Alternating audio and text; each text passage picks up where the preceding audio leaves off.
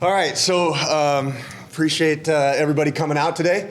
Exciting time of year. We got a week out here and putting on some finishing touches on our preparation. So, before we get going here, I just want to say a lot goes into what we've been planning here for the last year. Like really, the prep started a day after last year's draft, and a lot of people have contributed to that. And I would say.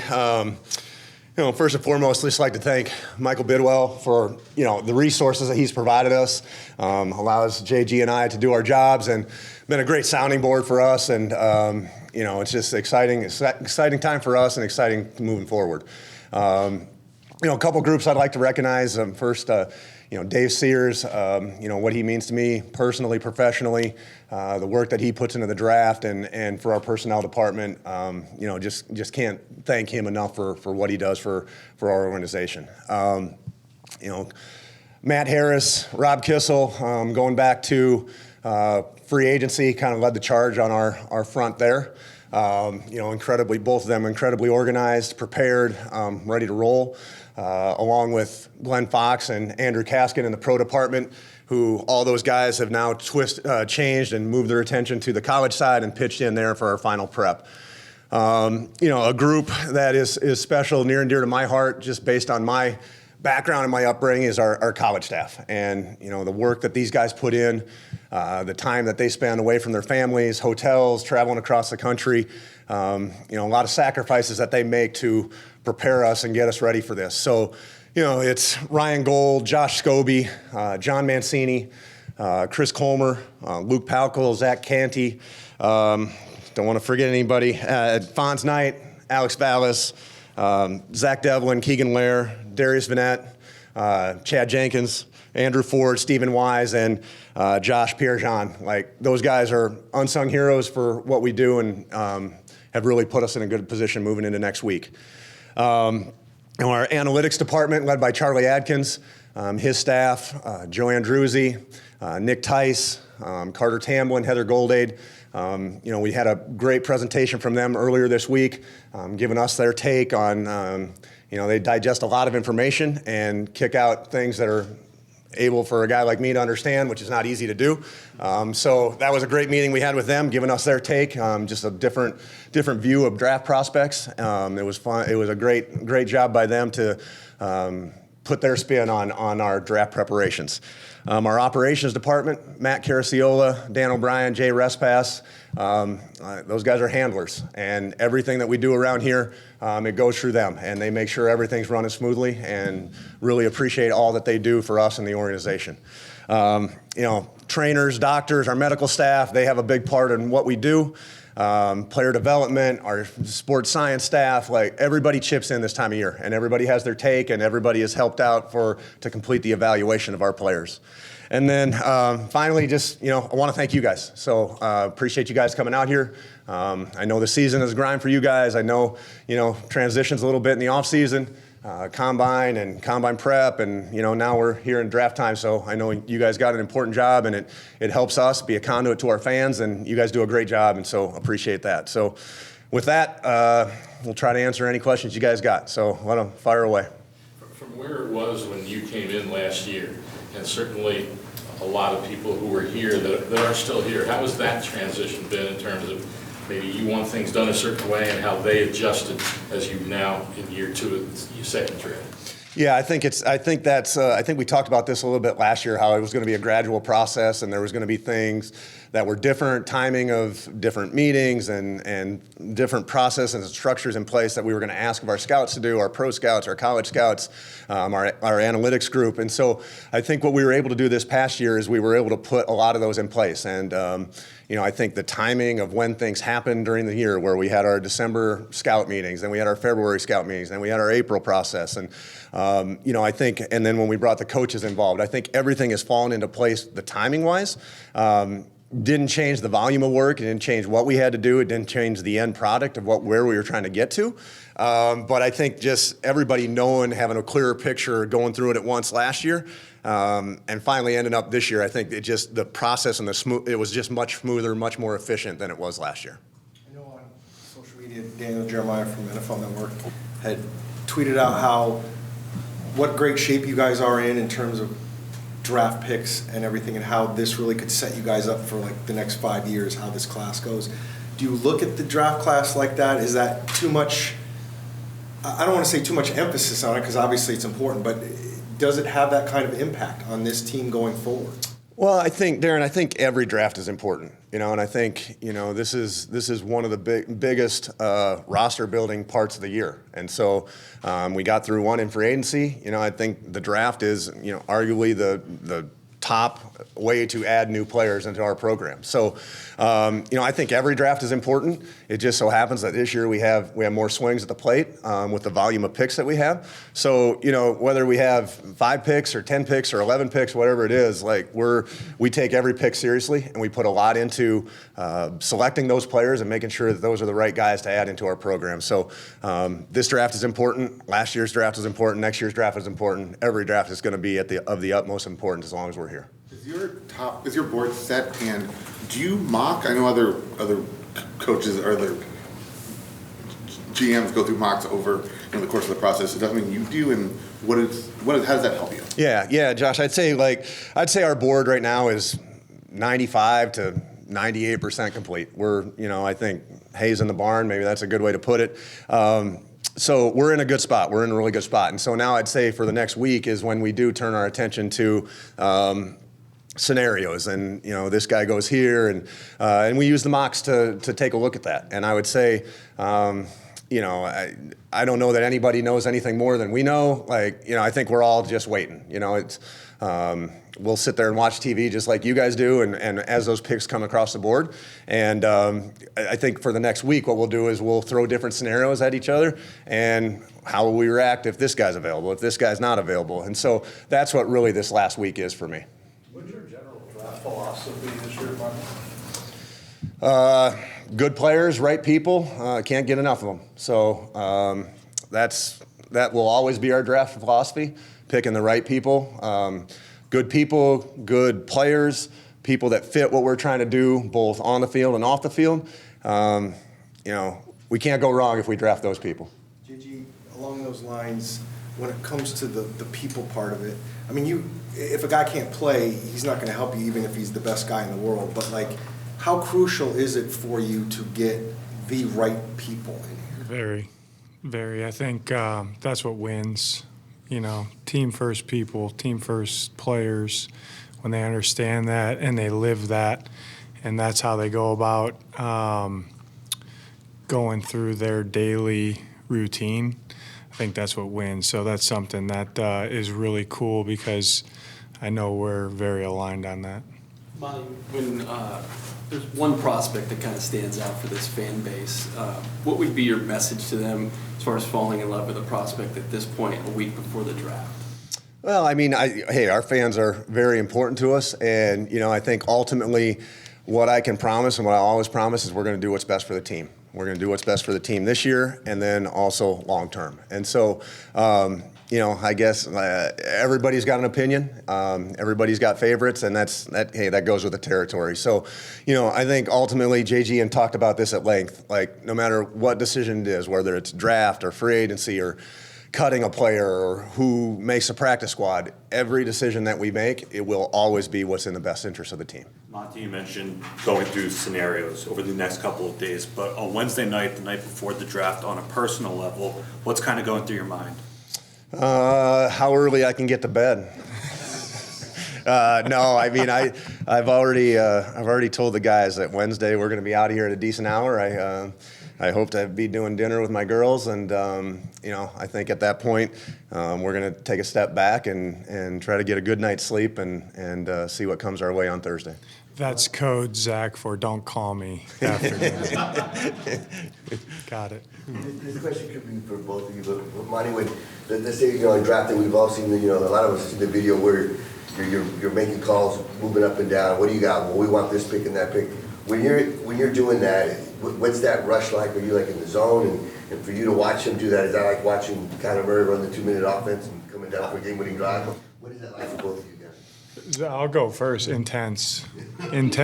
Yeah, it's cool to see. Yeah. And I think Richard, with that, I I can't emphasize enough just the importance of the guys around me. And, you know, the last year, everyone was prepared. Everybody knew what their role and responsibility was. It was scenarios that we had talked through, and so we were ready. And, you know, it's that clock, you know, it's always in the back of your head, and you see it. It's ticking away. It's really big up in the draft room, so it's always there. It's always present. But you know, I think preparation is the key, and you know, we'll be ready to go again this Thursday night, just like we were last year. You see another move like that? See more moves like that?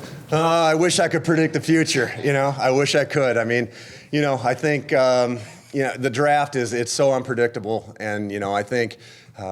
What I've seen over my years is at some point the phone's always going to ring, and you know, we'll see what's on the other end. But we'll be ready. We'll be ready to make to listen to those and have those conversations. So we'll be ready. You mentioned earlier talking about you know, no matter if you have 11 picks or 5 picks.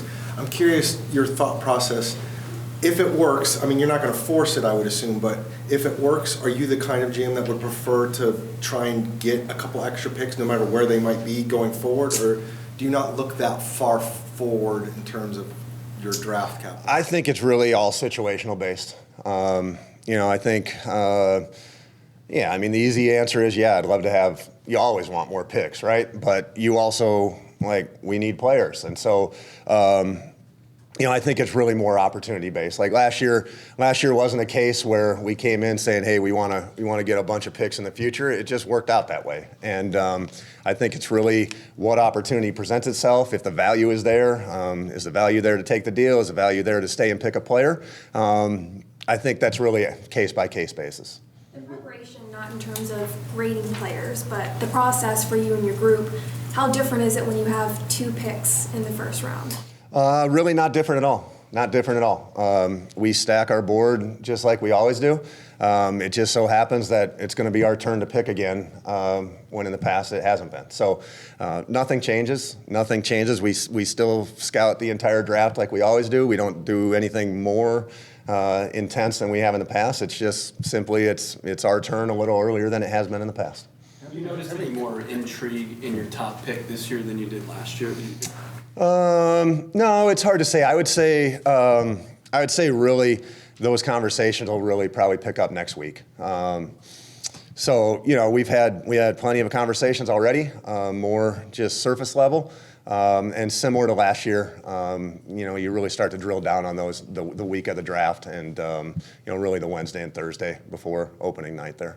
How much value do you think you're going to be able to get with your top 6 picks if you stay somewhere in that range? For sake of argument, what kind of firepower can you expect to get in return if you stay in that area? You mean with our first 6 of our 11 picks? Relatively high. Yeah, I don't know. That's hard. That's hard again. I don't know. You know, I think it's unfair to say, hey, we're going to come out of there with 6 starters or 2 starters. Like, you know, I think that's all situational based. I think I'll just go back to we want to come out of here adding the right players, talented players who fit what we're trying to do, and then really it's going to be come in here and see what they can do. You know, nobody that we draft is going to be coming in here and handed anything. They're going to have to come in here and earn a spot, and so you know, that's no different this year. So whoever that we pick is going to have to come in here and prove their value to the team, carve out a role, and show us how they're going to help us win. Off of that, having 6 in the top 100, how could that shape the franchise the next year, 2, 3, 4 down the line? Well, I mean, we gotta get the right guys. You know, we gotta get the right guys. And again, the best way, at least in my belief, the best way to build a roster, to build a core, to build a foundation is through the draft. And so we think we took the right steps last year in doing that with the group that we added last year. And you know, that's the goal for this year is to add another group like we did last year that can continue to add to our group, carve out a role, be the right type of people, be the right type of leaders. When Sean Payton says it's good to be you, like how does that go over with you in terms of that's a guy that maybe you could be dealing with, you know, that organization on draft day? Yeah, well, it was nice of Sean to say.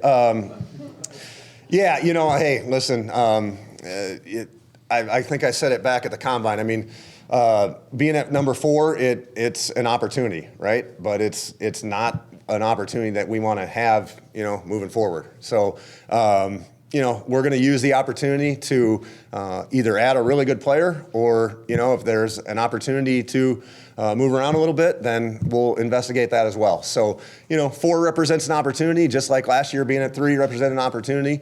And it's an opportunity, the entire draft is an opportunity for us to improve the team. When you assign value to a prospect, are you placing that value for what his maximum upside might be, or kind of what he is right now entering the NFL? Yeah, I think that's a little bit of the difference between pro scouting and college scouting, right? So pro players have been in the league, and typically the pro players that we're looking at that become available, they are kind of what they are, right?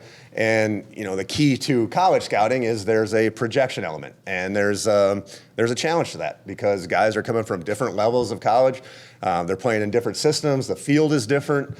There's a lot different about college, so there is a projection element. So, we always talk about what the player is going to be in his second year, where we think that player can achieve. But there's also an element of, hey, what's this guy going to do for us right off the bat as well? So it's a balance of both of those. Ultimately, we want to project where we think that player is going to fit into our building, both on and off the field. But, ultimately, it is a projection coming out of the college ranks. Is the fact... Go ahead, Howard.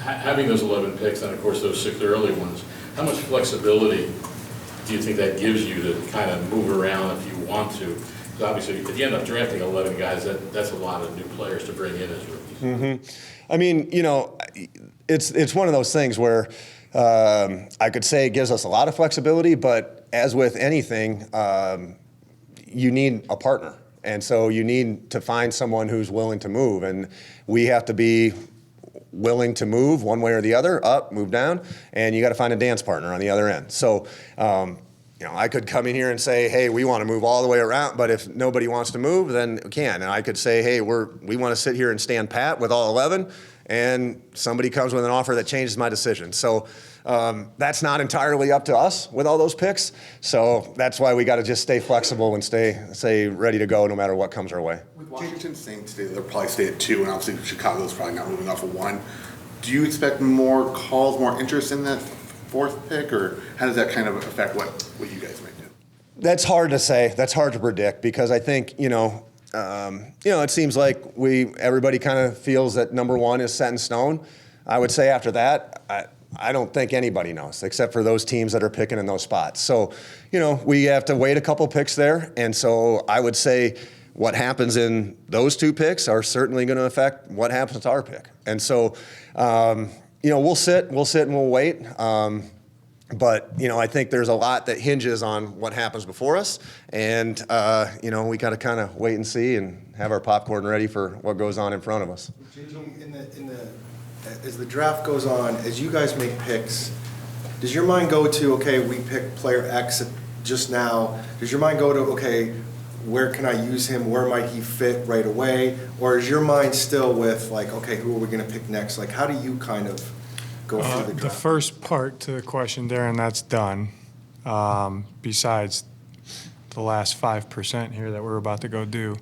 But so when he picks a player, we've already talked about, hey, this is where he's going to play, this guy's going to fit in, here's what we think it is, here's his role, let's go cover his role and go.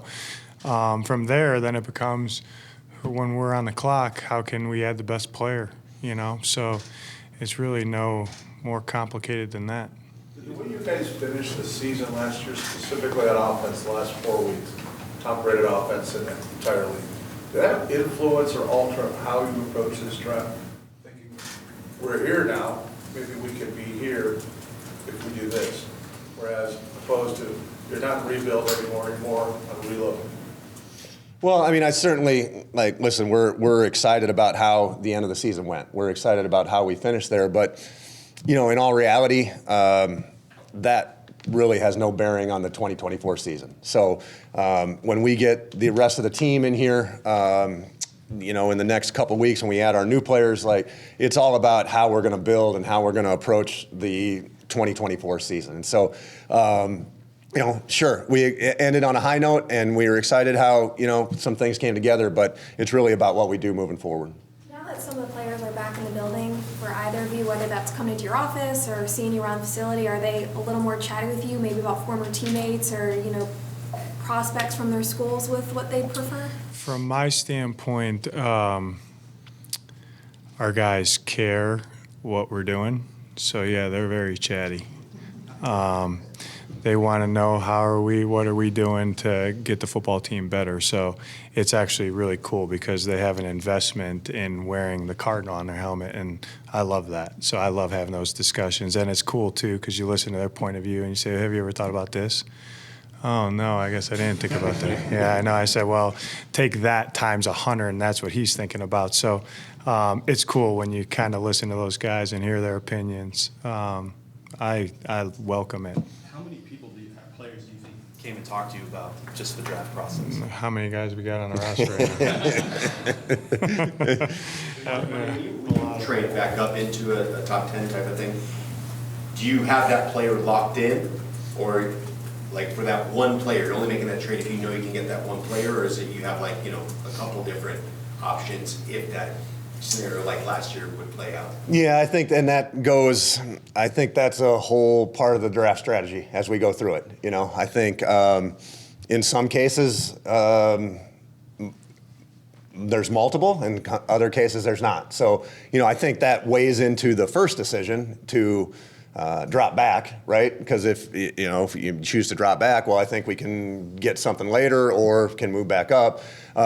So I'd say that, again, that case by case, but, I think that definitely plays a part into draft strategy and how that goes about on those nights. And part of that draft strategy is, you mentioned just, having surface level calls, kind of maybe laying groundwork of potential things that could happen. In your experience, have you ever seen a scenario where you get a call while you're on the clock from a team you had no contact with? Does that happen? Or basically, do you know going into draft night, okay, X, Y, or Z, or A, B, C, D may happen, and you kind of have a general sense of where these calls and offers may be coming from? Yeah, I think both. I think it happens both ways. And, I think you try to lay some groundwork, and try to see who may be interested and who not, but that's not always going to be possible. And there may, who knows, something may happen in front of us that teams weren't anticipating, and now all of a sudden that changes their line of thinking. And so now all of a sudden it becomes something another team is interested in. So try to do as much legwork on the front end of it, but not always possible. Along those lines, there's been some reports that the Vikings want to get something done early before the draft. Mm-hmm. Has those talks started to pick up in terms of you talking to teams? I know you don't want to talk specifically. Yeah, we've had talks with multiple teams, and multiple teams have checked in with us. And I think the way I look at it is like, guys, I love my house. I love where I live. Okay, my wife loves where we live. If all of a sudden there's a knock on my door and someone's gonna offer me something, and I'm going to look and see what they're offering me. And if I open that up and it's something I'm not expecting, hey, Shannon, let's go, pack up, it's time to roll. Okay, so, I think, that happens beforehand. It happens on the clock. But, I think, different teams have different motivations, but we'll see how this one plays out next week. So if someone offered 3 first-rounders for your house, would you move? You might have to talk to Shannon on that one. Is you had to fall in love with a player for you, and then going in this draft, and meaning like, I'm not moving off of this guy. I like this guy. I think I'm going to get him here. I don't want to listen to your offer. I'm not opening the door. I love this guy. Do you have those thoughts at all? Or? Yeah, Bob, I think really, and we've talked about this, I don't know if falling in love with a player is the right word. I think the better way to put it is conviction, okay? And so I would say anyone that we're going to add on Thursday, Friday, and Saturday, we're going to have conviction about. We're going to have conviction about the person. We're going to have conviction about the player. And we spent a ton of time on that. We spent countless hours, our scouts on the road, all-star games, combine, 30 visits. And that's why we do it, because we want to be convicted. And we want to be convicted about the person, and we want to be convicted about the player. When you think about moving down, do you do it with the idea that you want, like knowing you want to move back up, and do you think about what those scenarios could look like, and is it a risk that you may not be able to get back up to where? Sure. Yeah, sure. That's all. Because again, like, listen, every trade you need to find somebody to go up. And, I think, like, listen, like last year we in the first round, we traded down to move up, but we also traded down to stay down, and we also traded up, at different points in the draft. So, I think every situation, every trade, every opportunity that presents itself is different. I think just the key is to be prepared with, okay, if you take the deal, if you don't take the deal, what does that mean? Okay, so if we're staying, who are we picking? If we take the deal, like, what are our options going to be if we take the deal? So, I don't know that every single deal is, hey, this is going to lead to another deal. I think you just have to be prepared for what's step 2 after you take the initial deal. Like, knowing that there's a lot still to come in the next week, do you right now today have clarity on what you would prefer to do, stick and pick or trade down? I have an idea. Yeah, but I think really when that gets firmed up here is going to be over the next week as we talk through these scenarios. I think up until this point and up until next couple hours when we polish out that last 5%, I think it's about getting our board right, and it's getting comfortable with where both vertically and horizontally guys are on our board. And once we get through that point, then we can start talking about what different opportunities may or may not mean. A quick follow-up on your board.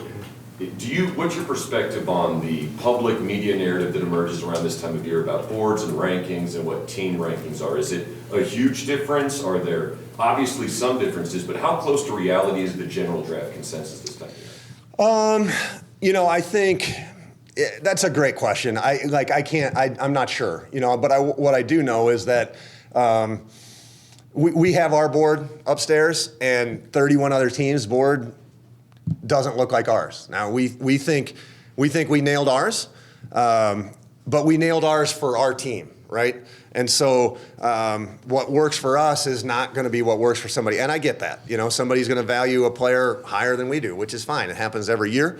So in terms of the media or what's out there, the public perception, hard to say. But what I do know is that, where we think one player goes, it could be completely different than, what everybody else thinks, at least in the league wide. Along those lines, Bill Polian was quoted as saying that at least 45% or more, and even 60% of quarterbacks of the information that only the clubs have, that no one else really knows. You find that to be pretty true in all those other things that make it so important in how you do your overall evaluation? Well, I think what we have access to, Howard, is like we dig deeper, right? We have a lot of medical information at our exposure. We have countless interviews with these prospects, both in person, on Zoom, on their campus, at the All-Star games. Like the public doesn't have access to those. Our scouts have gathered information that the public doesn't have. And so I just think the volume and depth of the information that we have that goes into our valuation of the player, it's just much more extensive, and it's necessary for us to get the players in the proper place on our board. When there's this many really good receivers and projected maybe first round, is there a feeling that you could still get a really good one even if that's not the direction you want to go early on? Yeah, I mean, I think really that goes back to my economics case. It's really a simple supply demand, and so when there's a big supply of certain receivers, well, the price of those may get pushed down a little bit because you may be able to get one later on. Now, if there's another position that doesn't look like as deep, well, that's when guys tend to get pushed up the board a little bit for, hey, if we don't get this guy, there's a big fall off to the next guy. So I think that goes into it. I think that's all a part of draft strategy, moving around the board, selections. Hey, if we get this guy here, we know we have a group of these guys over here that we can wait on. So I think that's all part of our next step in the process is really taking a step back, taking it all in, looking at the board and understanding where we can, we might have to strike earlier than later, or where we might be able to wait. How many players do you have on your board, and how many do you have graded as a first round? Again, we don't necessarily talk first round. It's not really a language we use. We talk about roles and where they fit on our team. in terms of number of guys that we have on our board, it's a little bit of a moving target. I mean, I'd say we have guys that are up there, but I would say, there's a focus number that we're more interested in. I wouldn't say it's an extensive number. We put these guys got to check a lot of boxes for us to be guys that we want to add to our program. So hard for me to give you a number on that, Josh. Zero chance you're getting that answer. Monti, you have such a history of being a scout, and this is your bread and butter. Just what do you love most about drafting? Well, I'd say, a couple things. Is I love the preparation that goes into it. I have one bad day on the job, bad day on the job, and it's the Monday after the draft, because that's when I get the spreadsheet of next year's prospects, and it's blank. And I'm like, oh boy, I got a long way to go before next year's draft, right? So there's a lot that goes into it. A lot of people, contribute to it.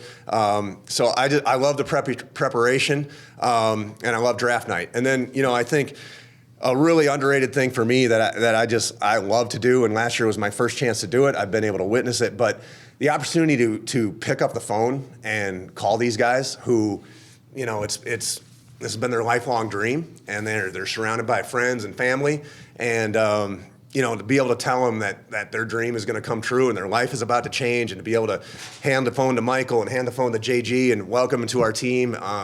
That is an awesome experience, and one that I'm excited to do again next weekend. Yeah, JG, what's that like when you know? Same.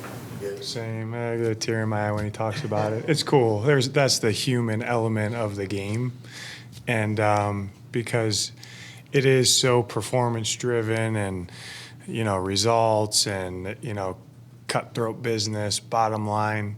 But anytime there's a human side element to what he just said, by the time I get the phone, I'm third, and I typically can't even talk. They're so choked up. You know what I mean? So it's a really cool thing. And then seeing them walk in the building is pretty cool too for the first time. JG, you obviously enjoy what you do currently, but are there any elements of the daily grind of being a scout, or the processes you used back in your scouting days that you do truly miss? Wow, that's a good question.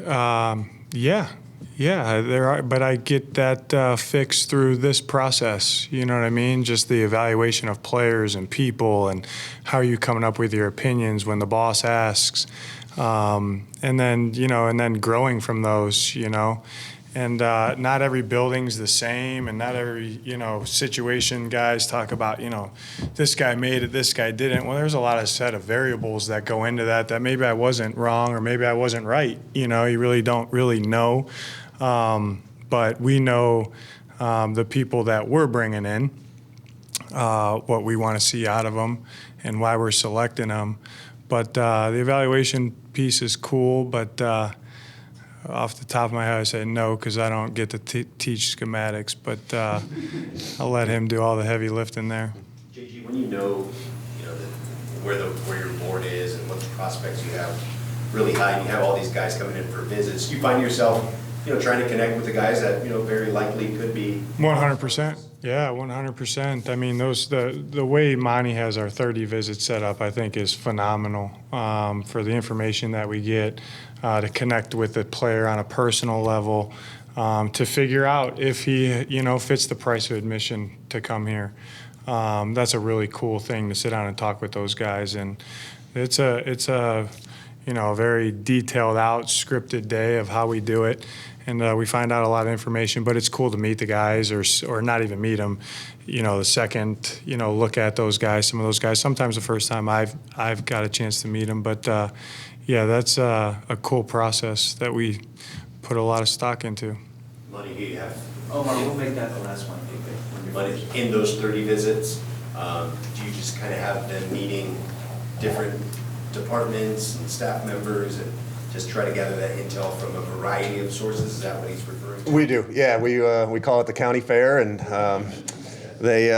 we bring the guys in, and we put them through the paces. And we're just trying to get to know the guys, and we're trying to get them through, try as best we can to replicate what a Wednesday in November is going to be in our building. And so, I think what we find is that by the end of the day, we have a pretty good feel on multiple levels of who the player is as a person, what they can handle mentally, and really what they're about. So we have the players meet with a bunch of different individuals, and we get perspectives from all aspects of our football operations. By the end of the day, we feel pretty good about at least having a feel for who they are as people. So thanks, guys. See you Thursday night.